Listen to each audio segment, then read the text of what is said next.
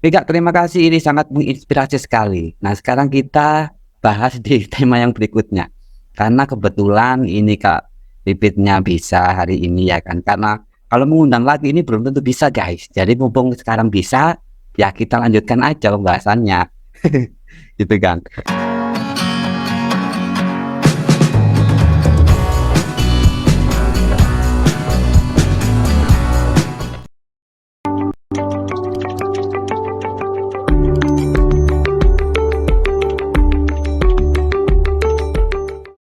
Pipit ini kan sebagai co-founder ya dari komunitas menulis Indonesia ya. Ko Betul. menulis ID. Itu ya, benar ya. Iya. Nah, ini juga pemirsa pasti kan pengen tahu, kok menulis IT ini apa sih gitu, bisa dijelaskan Kak? Oke.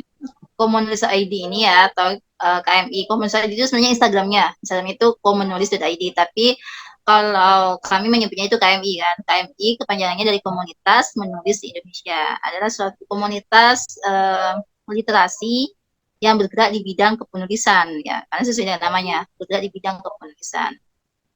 Sama halnya dengan komunitas-komunitas literasi lainnya, kan ada yang sudah sepuhnya gitu ya, suhunya anggap aja timenya ini masih cupunya, suhunya itu ada Sepuh. lingkar pena gitu ya, Iya. ada lingkar pena, terus ada banyak banyak lah ya, ya komunitas literasi yang lain yang biasanya teman-teman pernah lihat atau mungkin sudah bergabung di dalamnya. Sedangkan KMB sendiri ini juga sama dengan JBB, cuma beda beberapa bulan ya. Terbentuknya itu juga tahun 2020. Sama-sama di tahun pandemi juga sih. Tahun 2020 sebelum pandemi tapi April. Pandemi itu bulan berapa ya? Pokoknya ya, April 2020 sudah terbentuk Iya. komunitas manusia Indonesia. Asal mulanya itu juga sama foundernya ya, foundernya untuk saya perkenalkan foundernya itu Bang Opta ya namanya, Mm. salah satu penulis biografi ini ya, dia personal brandingnya itu penulis biografi sih, bestseller ya. Jadi penulis salah satu penulis biografi bestseller, Bang Okta yang biasa dipanggil Bang Okta, nama lengkapnya Oktaviani ini adalah foundernya dari KMI. Jadi dulu itu Bang Okta hanya sekedar iseng aja buka-buka kelas menulis online awalnya gitu. Buka kelas menulis online dan saya sendiri masuk gitu daftar di dalamnya. Tapi karena sudah banyak yang terkumpul gitu dari beberapa alumni kelasnya, akhirnya dibikinlah satu grup gitu. Terus saya ngasih ide ke Bang Okta ini, Bang kenapa nggak dibentuk komunitas aja gitu, biar lebih terarah gitu kan ya. Jadi ada kepengurusannya gitu. Oh iya, boleh, ide bagus tuh Pit gitu. Artinya terbentuklah komunitas menulis Indonesia. Untuk informasinya, komunitas menulis Indonesia itu sekarang banyak, ada KMID namanya. Komunitas Menulis Indonesia Daerah. Komunitas Menulis Indonesia Daerah ini ada di berbagai daerah gitu. Kalau pusatnya kan memang pusatnya itu di tempat ini ya, foundernya di Semarang. Terus kalau cabang-cabang itu banyak kayak KMID-nya di Surabaya juga ada, terus di Sumeneb ya, di Madura ya. Kalau yang di Madura itu pusatnya di Sumeneb. Di Jogja sendiri ada, Lombok ya, Lombok juga aktif masih, Bali juga. Kalau untuk yang daerah Jawa Barat itu Bandung, terus ke sananya yang KMI di Jakarta. Itu sih. Nanti dari teman-teman KMID itu yang biasanya sering ngadain um, event penulisan offline gitu. Offline ya, karena mereka kan satu daerah gitu. Tapi kalau yang pusat, Humas Indonesia pusat itu yang kita ngadain yang online-nya kayak webinar-webinarnya. Tapi kami tuh punya program khusus gitu, program khusus yang memang programnya KMI, program literasi bangsa namanya ya. Program literasi bangsa ini yang biasanya kita sering ngajak nobar bersama para tokoh-tokoh gitu. Para tokoh-tokoh, salah satunya Suatu Tenggara itu kami pernah nulis bareng sama Bupati Pati, terus Wakil Bupati Sumeneb gitu-gitu, terus sama para pejabat-pejabat yang lain gitu, yang memang kami punya kontak atau relasi di komunitas manusia Indonesia daerahnya.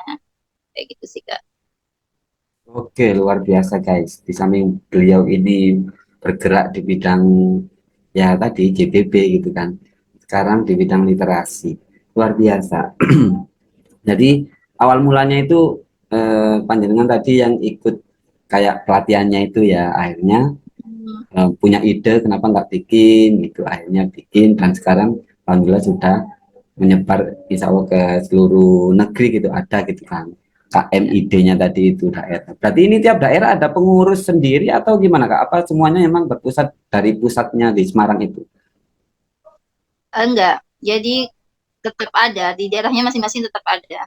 Hmm. Mereka ada kepengurusannya sendiri, tapi maksudnya tetap gitu, tetap berpusatnya ke yang Semarang. Cuman kalau yang daerah tetap ada, mereka punya kepengurusan sendiri gitu. Karena kan nggak mungkin kalau mengandalkan yang pusat ya. Apalagi kan kita online gitu kan, komunitasnya online kan, awalnya berawal dari online gitu. Nggak mungkin kalau misalnya di daerahnya sendiri nggak ada kepengurusan. Jadi kami tetap teruskan di setiap daerah itu ada pengurusnya. Oke, mantap luar biasa ini. Nah, ini yang mau saya tanyakan karena kebetulan saya sendiri juga ada komunitas menulis gitu ya. Eh, ya mungkin bisa kolaborasi lah nanti. Yang mau saya tanyakan, ini kan berawal dari komunitas menulis online, ya kan, hampir sama lah menulis online gitu kan. Kalau di komunitas kami itu hampir tidak pernah ada yang namanya pertemuan karena memang kita kan satu Nusantara ada ya apa anggotanya gitu kan. Tapi memang belum ada yang kayak tadi kepengurusan tiap daerah belum ada, semuanya masih berfokus di pusat. Nah, yang mau saya tanyakan, ada nggak itu dalam satu periode entah tahunan, entah triwulan gitu, satu pertemuan offline gitu dari semua anggota ini di satu daerah? Ada nggak? Entah tahunan, entah triwulan atau bulanan gitu. Iya, ada, ada ya. Cuman kemarin bertepatan sama pandemi, pandemi yang belum usai. Hmm. Sebenarnya sudah di setiap tahun harusnya kita ada gitu. Harusnya setiap tahun ada, tapi tetap terselenggara. Tetap terselenggara dengan cara apa? Dengan cara KMID gitu. Jadi Hmm. dibantu sama KMID. Misalnya nih, kayak kemarin, KM kita pertemuannya di mana? Di Madura, yang tahun 2000, waktu masih pandemi 2022 itu masih ya, tapi pertengahan gitulah, di Madura, di Sumeneb gitu. Tapi setelah setelah itu di Bali gitu ya, di Bali pernah, di Bali juga pernah. Jadi kami tetap gitu, tetap ngadain yang namanya pertemuan offline, tetap minimal 1 tahun sekali gitu, Hmm. dipilih dipilih dari anggota KMID yang memang bersedia menjadi tuan rumahnya kayak gitu. Nah kebetulan tapi nggak cuma sekedar silaturahmi offline aja, enggak gitu. Jadi selalu tetap ada project di situ. Misalnya kayak kemarin yang saya sampaikan, kalau yang di Sumeneb itu kita kebetulan bertepatan sama Hari Ibu juga. Jadi ngadain lomba nasional online gitu ya, lomba menulis puisi nasional yang mana nobar bersama Ibu Wakil Bupati, dan hadiah utamanya itu juga dari Ibu Wakil Bupati. Jadi sekalian launching gitu, launching bukunya gitu, terus ngadain Hmm. offline gitu. Terus yang kemarin juga di Bali kita offline juga. Di Bali itu ini ya, KMI Goes to School ya, lebih ke tepatnya ke sekolah-sekolah gitu, sekolah-sekolah di Bali, beberapa sekolah yang memang ingin dikunjungi itu. Terus di Jogja juga sama, di Jogja kita ngadain workshop juga kemarin.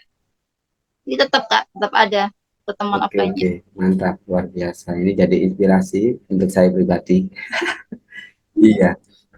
Tapi yang namanya kalau cerita hampir sama kayak yang di awal JWP tadi ya. Kita kan kayak Kak Bibit gini kan cerita ya, kayaknya ceritanya itu kayaknya ya lempeng-lempeng aja, langsung kayak sukses gitu kan. Nah, yang mau saya tanyakan biar pemirsa semua juga di rumah juga punya inspirasi bahwa sebenarnya kita tahu seseorang itu ya mungkin di suksesnya aja, tapi nggak tahu saat prosesnya seperti apa. Nah, ini saya mau tahu kendalanya. Kendala saat kita katakanlah misalnya yang program tadi di sekolah gitu kan, di sekolah misalnya. Nah, kendalanya untuk memberikan pelatihan atau memotivasi anak-anak supaya senang dengan menulis itu di mana gitu loh. Maksudnya kendalanya saat apa gitu loh. Kan pasti ada kendala, itu nggak mungkin lancar-lancar aja, lempeng-lempeng aja terus anak-anak langsung bisa menulis, bisa nulis buku solo kan nggak mungkin. Nah, kira-kira kalau menurut Kak Pipit ini kendala yang terberat gitu di mana? Kendala ya. Kalau kendala terberat sih selama ini KMI belum menemukan ya. Maksudnya bukan, kami tidak pernah melabelkan kendala terberat sih, karena masih bisa diatasi. Selama masih bisa diatasi itu bukan kendala terberat sih, kalau menurut kami ya. Tapi memang kendala pasti ada, tapi masih bisa kami atasi. Sebenarnya yang paling jadi kendala itu mindset sih, Hmm. bukan lebih kendala teknis ya. Kalau kami tuh memikirnya kendala itu mindsetnya, kita harus menyamakan persepsi, Hmm. menyamakan frekuensi dengan guru gitu ya. Karena ingat loh, gak semua pendidik itu terdidik gitu ya. Gak semua Nah, pendidik itu ini terdidik. kayaknya Jadi nyindir halus sering, ini. Nyindir halus, iya guys. makanya eh, kami datang dengan baik-baik gitu. Ya bahkan juga apa, ada dari sekolahnya sendiri yang minta kadang gitu. Ada dari sekolahnya sendiri yang minta, KMI datang ke sekolah kami yuk gini gini gini gini gitu. Tapi ada yang memang dari KMI-nya sendiri yang ngirim apa, permohonan gitu. Kalau misalnya di ACC, oke, kita datang ke sekolah tersebut gitu. Hmm. Jadi pertama itu mindset, gimana caranya kita menyamakan persepsi dari tujuan literasi ini ya. Kan sebenarnya tujuannya dari KMI itu menebarkan virus ya. Menebarkan virus menulis ya. Khususnya di penulisan, kan menebarkan virus menulis. Tapi kadang di lapangan sering kita jumpai gitu, sering kita jumpai misalnya ada beberapa pendidik gitu yang memang tidak bersedia sama sekali, itu ada gitu, yang tidak bersedia sama sekali ya. Mungkin mereka mengiranya ah apa ya, nggak ada efek, mungkin misalnya Hmm. kayak cuma nulis aja bisa gitu kan, tanpa harus di awal sebuah komunitas datang ke sekolahnya, atau misalnya harus ada seminar atau ada kayak gitu ya. Itu ya, itu Hmm. ada di lapangan, pasti kalian temukan juga. Jadi Cuma kendala bukan pada di teknis ya, tapi di iya, mindset ya.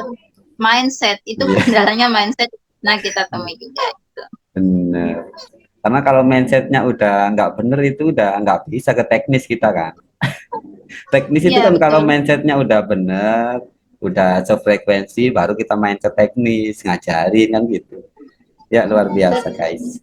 Oke Kak, karena kita terbatas oleh waktu ya Kak. Kalau Ya, misalnya ini ada pemirsa ingin gabung, ingin lihat-lihat gitu, nah ini harus kemana ini? Ada IG-nya nggak? Ada YouTube-nya nggak? Ada TikTok-nya nggak ini? iya. Untuk IG-nya sendiri komenulis.id ya. Nah, YouTube-nya komunitas komenulis.id menulis ya. ya. YouTube-nya apa tadi? Kalian ketik aja komunitas menulis Indonesia. Hmm, ya, ya. Oke, oke. Baik, teman-teman semuanya, pemirsa semuanya, kita sudah mendapatkan informasi yang luar biasa ya dari Kak Pipit, dari founder JBB Indonesia dan juga co-founder komunitas menulis Indonesia, luar biasa. Iya, Kak Pipit, ini berkaitan dengan literasi nih sebenarnya. Kak Pipit masih ada waktu kan? Iya, tapi saya izin, ini anak saya soalnya nangis, nggak apa-apa ya saya sambil ngomong ya. Oh, nggak apa-apa. Hai, ini ada Om. Kalian Om. ini kenalin literasi ya sejak dini. Iya, benar. Iya, ini kan berkaitan dengan literasi. Kemarin itu kan ramai gitu kan.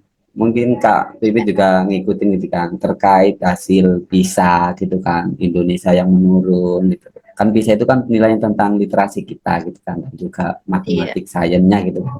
Nah, itu kan menurun dari tahun dulu pernah sampai berapa, 400 berapa gitu, sekarang kan menurun. Nah, menurut Kak Pipit yang sudah malang melintang di dunia literasi, sebenarnya apa sih faktor? Kenapa kok anak-anak kita itu kok literasinya bisa menurun? Literasi baca tulisnya kok bisa menurun? Ini kalau menurut Kak Pipit, faktor terbesar yang membuat kita menurun itu apa?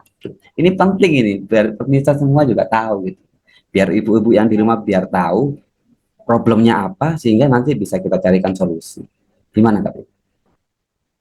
iya. Kalau menurut saya itu sebenarnya ini terlibat ya, harus banyak yang terlibat. Nggak cuma murid saja, nggak cuma guru saja, tapi stakeholder. Stakeholder dari semuanya itu harus terlibat untuk memecahkan atau mengatasi solusi rendahnya literasi di negeri kita ini. Ya, contohnya aja ya, misalnya pertama mungkin dari kurikulum pembelajarannya. Terus yang kedua itu efisiensi dan efektivitasnya. Sebenarnya mereka sudah ada ya, kadang kan di sekolah itu yang kayak wajib membaca buku eh, 10 menit misalnya, kan ada kan ya, sudah ada beberapa sekolah yang sudah menerapkan itu sebelum pelajaran dimulai gitu kan. Ada yang juga mereka sudah banyak ya program-program literasi seperti nulis bareng dan lain sebagainya. Tapi di sini harus di evaluasi gitu, efisiensinya gitu, efisiensi dan efektivitasnya efektif enggak gitu, terus berdampak enggak gitu. Kayak misalnya gini nih, pertama itu saya itu ya yang harus ditanamkan literasi itu sejak dini sebenarnya ya. Sejak dini bahkan ini kayak baik kayak gini aja saya itu Mm-mm. sudah ditanamkan yang namanya literasi ya, baik itu literasi membaca, menulis ataupun literasi lainnya kayak gitu. Tapi kebanyakan di Indonesia gitu itu terlambat kitanya, makanya kita nggak bisa mengejar gitu. Rata-rata Hmm. kita terlambat baru pas gitu sekolah. Bahkan di sekolah pun nggak semuanya bisa menerapkan yang namanya eh, meningkatkan kurikulum yang khususnya di bidang literasi itu nggak semuanya kan, ada beberapa yang memang belum ke arah sana gitu. Balik Gitu. lagi di Sekarang sudah mindsetnya tadi ya kan. Balik lagi ke ya mindsetnya tadi.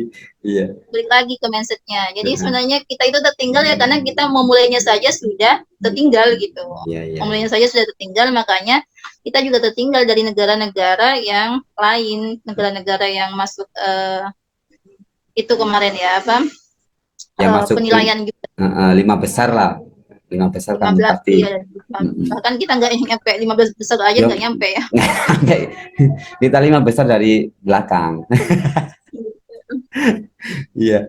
Oke, oke. Berarti permasalahannya sebenarnya ya tadi itu ya kan, karena kita startnya itu kayaknya udah agak terlambat. Sebenarnya bisa aja ngejar, tapi butuh yang Bisa. lebih effort lagi gitu kan. Jadi bahasanya kalau Ya, misalnya ini kita ke negara lain udah jalan nih, nah kita baru mau jalan, sebenarnya bisa aja, tapi langkahnya harus lebih bisa cepat kan gitu. Kalau langkahnya begitu. sama aja kayak yang negara lain misalnya ya kayak gini terus, apalagi kita langkahnya lebih nggak terlalu cepat, waduh tambah tertinggal. Oh jadi itu ya problemnya. Oke, oke. Masuk luar biasa. Jadi poinnya di situ ya, harusnya kita mengenalkan literasi, literasi apapun itu, terutama baca tulis, atau mungkin didongengin gitu, itu masuk literasi bukan sih? Kayak kita, Betul, salah satunya itu dongeng hmm, dongeng itu. iya. Berarti emang dari kecil ya, dari benar-benar dari usia dini itu benar-benar harus kita tanamkan literasi. Wabil khusus ya literasi baca tulis tadi itu karena memang yang paling standar lah. Kalau kalau misalnya kita ngomongin literasi digital lah itu kan udah levelnya udah agak tinggi lagi. Kalau Ya, yang standar kan ya baca tulis ya kan gitu untuk usia dini. Oke, luar biasa Kak Wipit ilmunya pada kesempatan kali ini baik saya pribadi ataupun pemirsa yang ada juga pasti menemukan inspirasi dari sini, karena tagline dari Tralala Podcast adalah selalu ada inspirasi untuk kamu, untuk kamu para penonton setia. Oke Kak Pipi, terima kasih. Mohon maaf ini mengganggu waktu istirahat panjenengan semua. Semoga kita ke depan bisa ya kita kolaborasi lagi gitu Kak. Oke, sebelum berpisah mungkin bisa closing statement dulu biar pemirsa yang di rumah semakin termotivasi, semakin terinspirasi dari Kak Pipit yang sudah S2 dari UGM yang berkecimpung di dunia organisasi yang luar biasa. Silakan Kak Pipit. terlalu berlebihan ini ya, moderatornya terlalu berlebihan. Oke, Oke, monggo. closing statement dari saya apa ya? Oh iya, bentar-bentar. Sempong ya, maaf ya. Jadi karena saya dari tadi bahas tentang literasi, saya cukup singkat ya. Closing statementnya, jangan gengsi berliterasi. Gitu aja.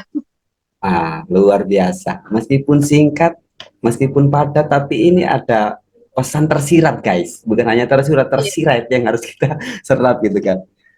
Oke, luar biasa closing statementnya. Oke, terima kasih Kak Pipit. Sekali lagi terima kasih karena sudah mau hadir di Tralala Podcast. Semoga kita bisa bersua kembali di lain waktu.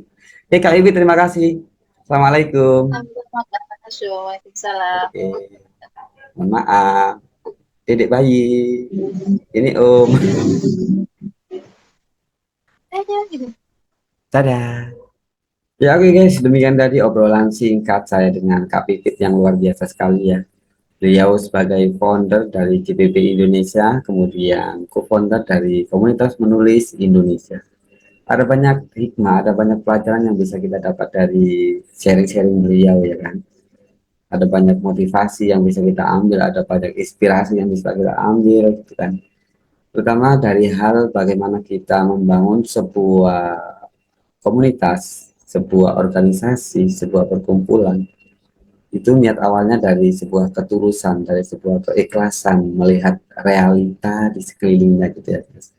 Jadi melihat realita ada kekurangan gitu kan, melihat realita ada kesedihan, ada kekurangan dari masyarakat sekitar gitu kan. Nah, berawal dari itu ada ketulusan hati, ada niatan yang tulus. Sehingga yang terjadi adalah uh, Allah gitu kan merestui dari niat ketulusan kita. Dengan tadi Kak Pipi juga sudah menyampaikan bahwa ada sekarang sudah banyak sekali cabang-cabangnya gitu kan, banyak sekali daerah-daerah yang mengikuti program yang serupa dengan GBB Indonesia tadi itu, yaitu berbagi di Jumat berkah gitu kan. Luar biasa sekali, terutama di bidang literasi, bahwa yang harus kita rubah sebenarnya hanyalah mindset kita dulu ya kan. Jadi mindset dulu yang kita rubah, baru ke teknis-teknisnya. Itu kata beliau, Pak Pipit yang sudah S2 di UGM Bos. Senggel dong. Luar biasa ya guys. Oke, untuk rekan-rekan semuanya, untuk pemirsa semuanya, jika ada pertanyaan, jika ada request, tema yang akan kita bahas di pertemuan berikutnya, silakan kalian tuliskan di kolom komentar ya guys. Silakan tuliskan di kolom komentar, atau kalian bisa follow Instagram dari Lala Education. Di situ sudah ada kolom pertanyaan guys. Jadi kalian bisa menuliskan pertanyaan apapun, bebas ya kan. Boleh tentang pendidikan, boleh tentang politik, boleh tentang umum, hiburan, komedi dan yang lain sebagainya. Semuanya bebas. Bagi yang beruntung akan saya bahas pertanyaannya di podcast berikutnya. Oke, terima kasih semuanya dan sampai jumpa di tayangan-tayangan selanjutnya. Assalamualaikum warahmatullahi wabarakatuh. Bye bye.